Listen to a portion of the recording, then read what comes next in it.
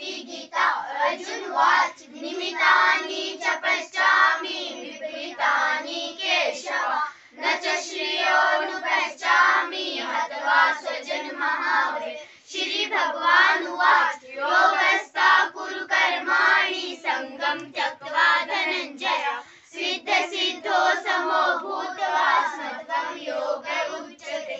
कर्मेन्द्रियाणि संयम्य आस्ते मनसा स्मरन् इन्द्रियार्थान् विमूढात्मा मिथ्याचारे स उच्यते।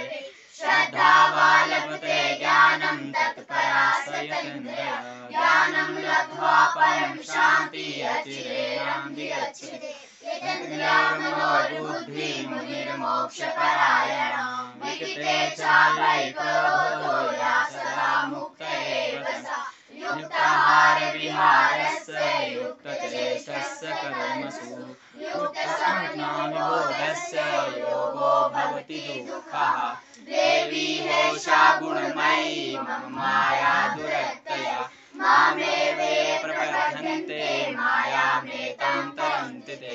अग्निर्ज्योतिरः शुक्ला षण्मासा उत्तरायणः तत्पराता गच्छन्ति ब्रह्म ब्रह्मविदो जनाः। अपि चेत् दुराचारो भजते मामनन्यभाक् साधुरेव समन्तव्यः सम्यग् व्यवस्थितो